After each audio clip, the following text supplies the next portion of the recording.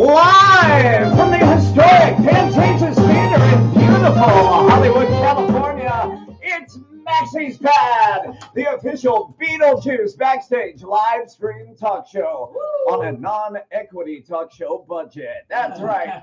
With your host, Maxie Dean, Dan Mason. Join Dan and this week's special guest. We're pulling up his headshot on the phone because we didn't even have time to print it out in person. Keep that applause going. Woo! Yeah! Ladies and gentlemen, Adam Fields, Otho in the Beetlejuice story. I should have just had you pop on camera. This week, we'll be answering your questions with live fan corpse-spondence and a special musical performance from three-time Tony winner, Patti LuPone. Woo! And now, welcome to the stage. He's the touring Maxie Dean. It's Dan Mason. Hi! We're in the Ensemble Men's Dressing Room, everybody, here at the Pantages Theater. It is Oscar Sunday, while the rest of the city is out getting Botoxed and doing whatever the hell that they do. Oh, look, some of our super fans are here. Lee is in. She says, sucks, yes. Just Mac says hello. If you are the same person who is art in Mac, you made some beautiful Maxie Dean fan art this week. So shout out to you. Much appreciated. Let's give you some backstage tea. It is Oscar Sunday, which I thought that the Pantages would be empty. So much of Hollywood is like the streets are shut down. There's black SUVs going anywhere.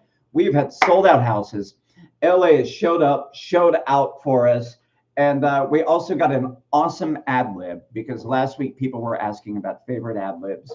During the part where Beetlejuice is talking to the Maitlands and says, hey, more boring than Brigadoon. Today he replaced it with the Maitlands, more boring than the Oscars. Yeah, I said it. Fuck the Oscars! And the crowd lost their mind. So that was a good time. Oh, look, Adam's fiance is here. Hey. All right. I don't know. We got a fan checking in from Ottawa, Ontario. Are we going to Ottawa during the Canada run of this? I'm not sure. We might be. Maybe. We might be seeing you soon. Yeah. All right. Let's dive in, everybody. Our guest today is not only the spiritual guru Otho in the show, he is also covering Beetlejuice. He is covering Adam, and he's also covering Charles. He's a very busy man. The legend, the myth, the man, Adam Fields, everybody. Hey, guys. All right. Of course, if you're here watching live on the live stream, you can drop some questions in the box below. But we're going to start this with a little segment that we like to call corpse-spondence. Every week over on Instagram. You can follow me on Instagram at the Dan Mason. We solicit your questions. We want to know what's on the fans' minds. So let's dive in right now. Well, you know what? I want to table that for just a second because I also want to talk about Adam's backstory. I love a good story where somebody, because I've been through this twice, 2-3 times in my life, where somebody kind of pivots direction on where you thought your life was going to go.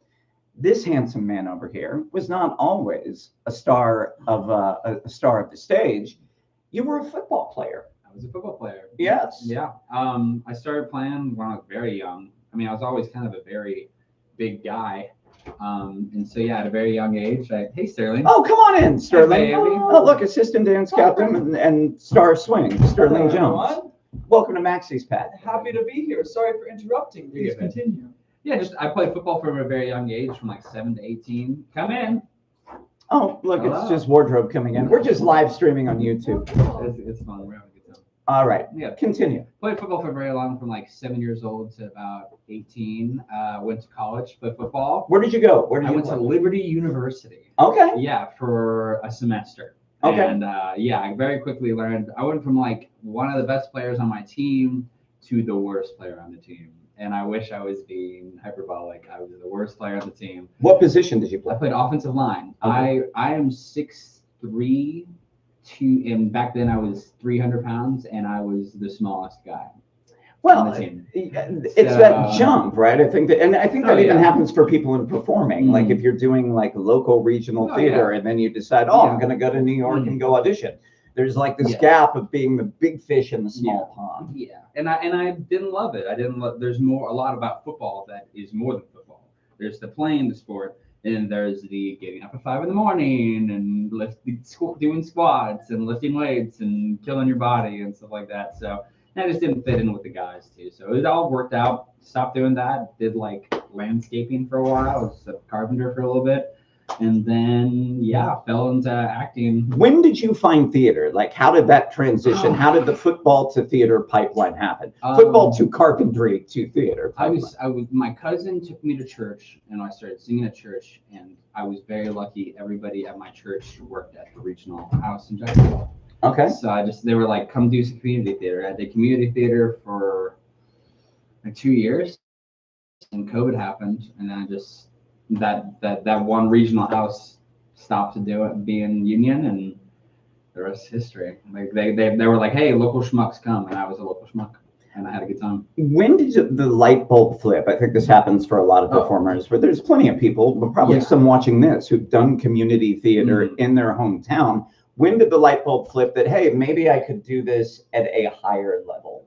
When did you have that idea? I really don't. I mean, I always kind of believed in myself as a performer. I just didn't have the opportunity to do it. I'll never forget the first musical I was doing. I was doing Sister Act, and we were learning this choreography in.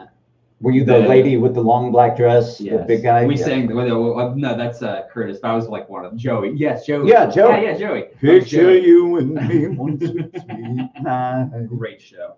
Love that show. And so we were learning the choreography for it. And it was like 10:30 at night in the attic of Theater Jacksonville, and I was like, I'm doing this for the rest of my life. Like, this is the best thing ever. So, and I was like 21, maybe, probably less, probably 20, 21. But yeah, and I didn't even matter if I could. It didn't even matter if I was able to. I was like, I'm gonna find out. And you kept going. I kept going. And now you're on a national tour where not only are you stealing scenes as Otho, the spiritual guru, covering Beetlejuice. Yeah. Our first put in was last week. Yeah. I don't. Yeah. All the weeks are running together. Last Friday a week ago. Come on in, wardrobe. We're just live streaming. Come on in. Oh, say hi. Say hi to our dozen of fans. Dozen. We're at singular 7 right now. That's great stuff. What was the question? Sorry. I don't even remember. We got thrown off. Oh, no, you were saying put in was Friday. Yeah. And Dan killed it as Charles. Yeah, he was fantastic. Stop. But it's true. No. No, it's true. We want to talk a bit. Beetlejuice. Here is Otho. You gave a couple scenes to learn. Beetlejuice. You're in everything. What was the experience like? What did you either learn from doing the put in or learn about yourself as a performer from going through that? Oh man, that's a good question. I mean, I learned that there are people with water bottles and towels waiting for you, and that's crazy. So amazing. Yeah, I the first time I went on stage, I was like, there was somebody with a water bottle and somebody with a towel. I mean, somebody with a water bottle and towel, and then a guy was walking up to me and he's like, I gotta blow off your microphone. And I was like, what are you doing? So that was hilarious. And then just running all over the place. But like, I mean, luckily we've had a lot of rehearsals, a lot of space to do the work, to like know the track and stuff like that. We've been given plenty of resources, so we had fun. It was really a lot of fun to like see Dan's work, to see Ian's work, to see Jill's work. Everybody was fantastic, and our Michael Fatica, our assistant director, came out and they had all the notes for us, and we had a couple rehearsals before that. It was a great time. It was a lot of fun. Being able to step in for that role is just so fun. And then imagine like you go through all the paces of learning Beetlejuice, and then this guy like is immediately like, well, the next put in you're covering Adam, so go learn all that. Like it never ends. I don't know how you do it. Yeah, we got rehearsals Wednesday for Adam. And then our put in is in Palm Desert. Yeah. So we'll have second round and stuff. Hey girl, what's up? All right. Well, let's dive into some viewer corpse-spondence. Actually, the first question that I want to get to comes from your castmate, Bailey Frankenberg, also been a visitor to Maxie's pad. She says, who are your comedic inspirations that influence your own performance? Ooh, for this one, So I mean, Otho was originally very different. I was doing a Southern Otho. How are you? Very The televangelist. televangelist Paul Lind for the old people. Give the viewers a little taste of what Otho sounded like when he came storming into the room. What was it? It was dear my disciple, spirit hug, you know.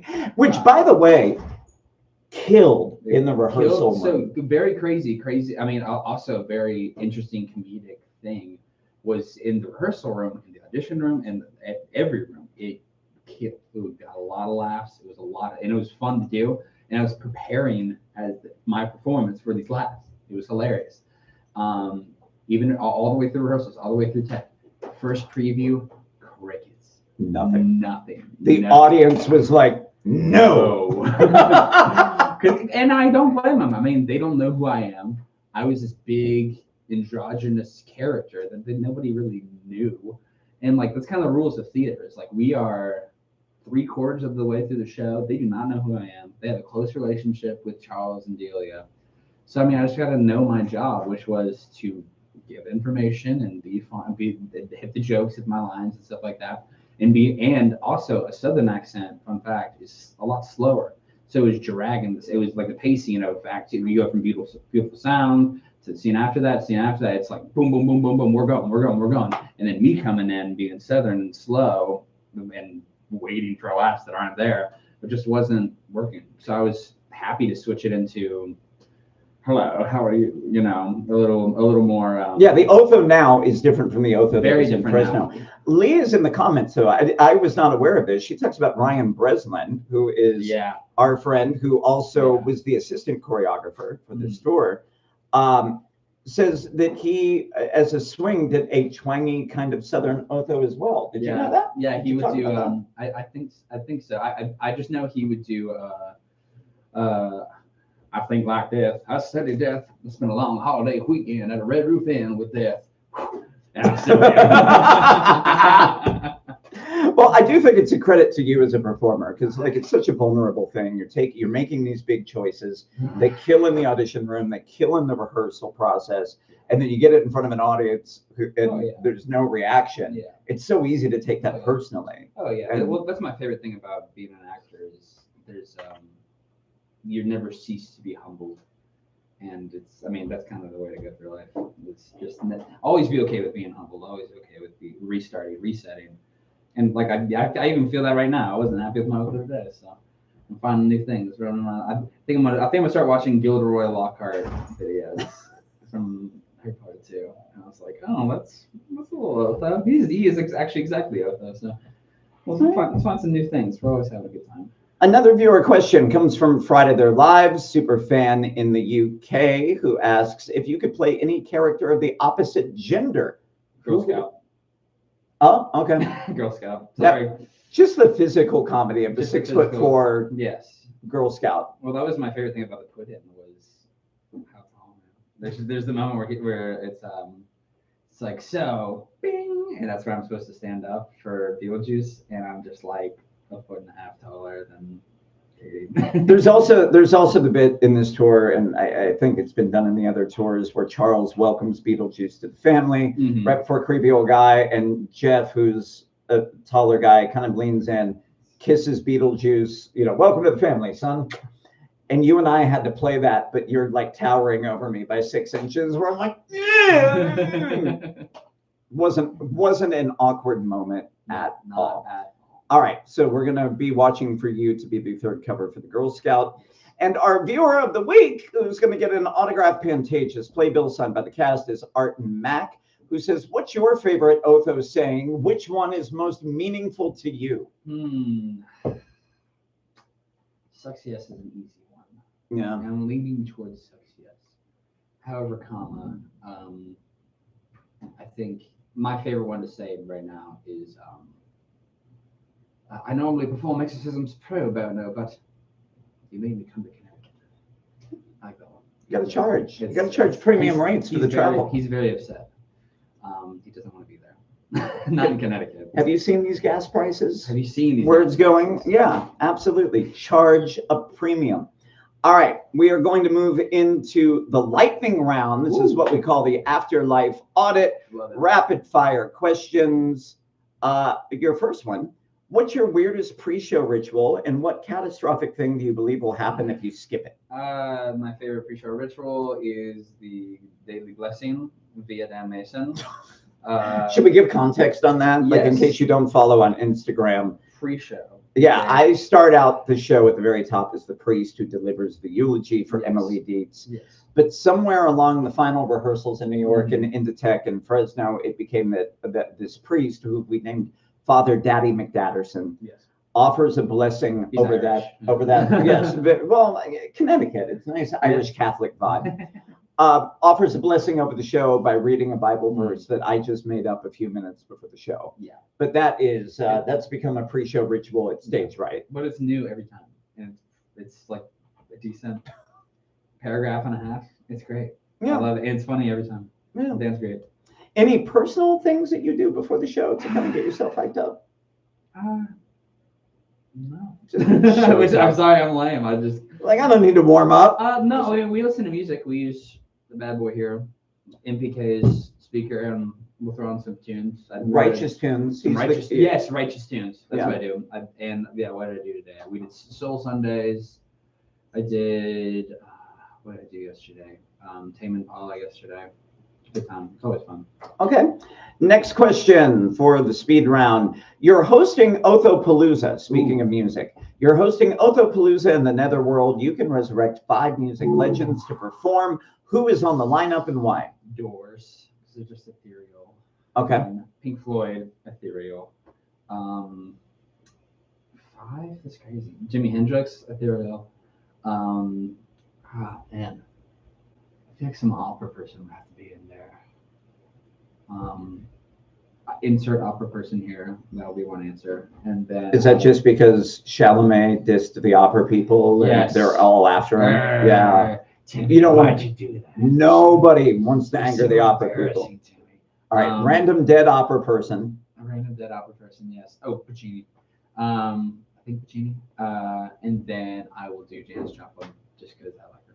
It's a very classic rock heavy Otho Yeah, I'm Palooza, biased. kids. Yeah, if you don't like classic rock, you're not going to enjoy Yeah. Otho Palooza. Yeah. Next question. All right, so Otho, as we learned in the show, is a total fraud. When do you feel most like a fraud as a performer, and how do you fake your way through it? Ooh. That's my Oprah question for the week. Hmm. Feel free to cry. Well, my dad. Yeah, I don't know. I mean, I most like a fraud. I always feel like a fraud.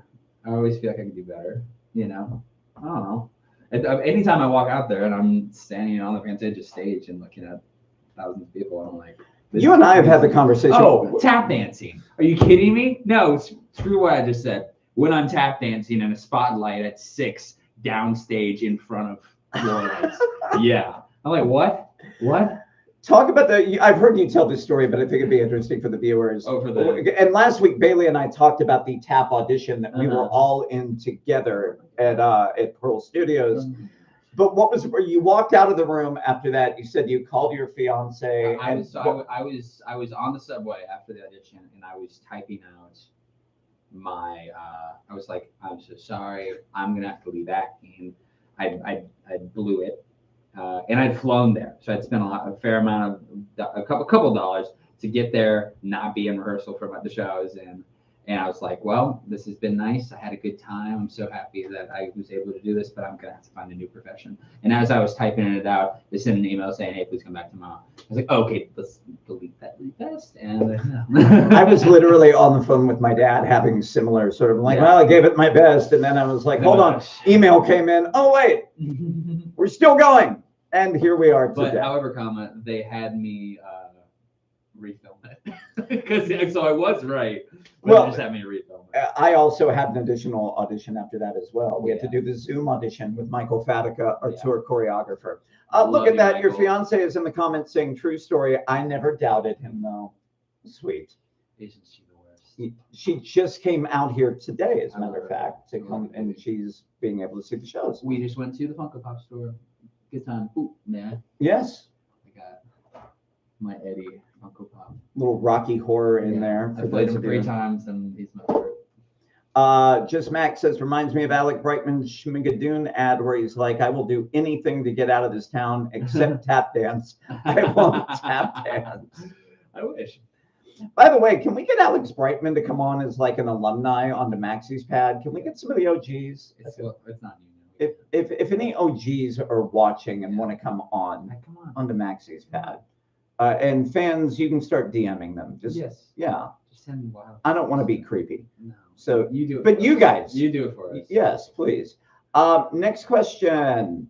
Hold on. I'm trying to go back and forth between the YouTube screen here. What's something about this business that people outside of theater would never understand? I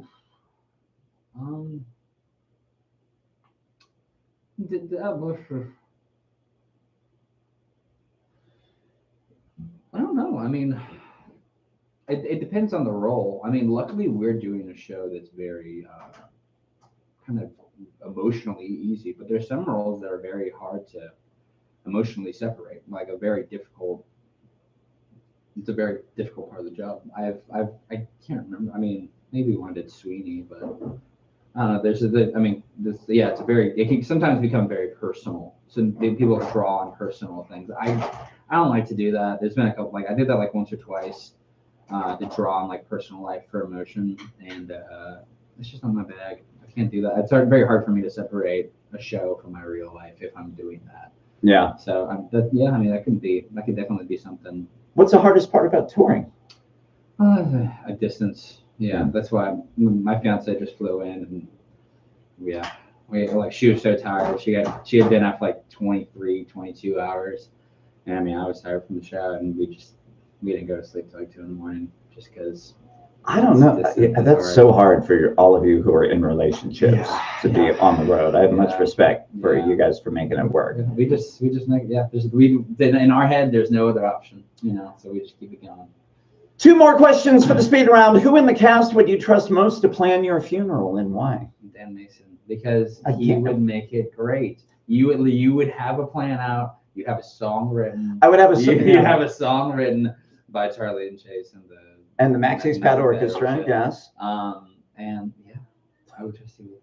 Same answer Bailey gave. I feel like the longer this goes on, I'm going to get roped in. Then I'm going to start to resent all the responsibility of having to plan all your funerals. But then someone's going to die, and they're going to think it's you. You get all this money coming in from the funerals. I get money for what? You get paid. You're the event planner. The non-equity actors' salaries going to be rolling it in. Let's go. And finally, what would you like your tombstone to say? Life is life. Love is love. Live a life of love. Somebody in the comments just said, I would play all the Otho Palooza hits at your funeral. I would just have the playlist ready to go. So sweet. Janice Joplin. All right, let's do a quick stroll through the questions. Anybody else with a question for Mr. Adam? Because we're going to have to wrap this up. We have to get ready for the 6:30 show here at the Pantages, but we can't leave before we do the Maxie's Pad Goodnight song. He's pulling up his lyrics right now. No, I didn't do it. Because, full disclosure, Bailey and I rehearsed the hell out of the Maxie's Pad Goodnight song. We have not at all. Yeah, I've just been spending time with my fiance. All right. I appreciate you. Yes, as you should. Let's see. Let's pull this up. Battery 10%. Battery's at 10%. This is so janky. I can't even get this thing connected. Oh, this is the best. Maxie's Pad is such a low budget show, friends. All right. Oh, well, so another thing that happened. Wait, here we go. Ladies and gentlemen, Charlie Chase and the Maxie's Pad Orchestra playing this out. Aren't they amazing? Oh, they're great. They're just off camera. Just off camera. They're right over there. It's like a whole orchestra. From football fields to laughter and some Otho mystic patter, Adams raised your spirits here today. Hey! From the playbook to the play, I just found another way. And the spirit said, that guy was born to slay. That's true. Now we have to say goodnight They're calling tender places. We hate to end the show, and we'll miss your gorgeous faces. So, darling, don't be mad. We'll reunite another day. 'Cause Maxie, the lyrics are falling. The friends we made along the way. Oh! A round of applause again for Charlie Chase and the Maxie's Pad Orchestra. A round of applause for Adam Fields. Come see him as Otho in Beetlejuice the musical. One more week here at the Pantages. And our apologies to Miss Patti LuPone. I can't believe it. 2 weeks in a row, we have run out of time. We'll get her on the show next week. Next week, that's it. Until then, stay fabulous, stay booked, stay blessed, and we'll see you next week on Maxie's Pad. Bye, everybody! Just the friends we made along the way. It's catching on in the comments. Love it. Swing, baby, swing!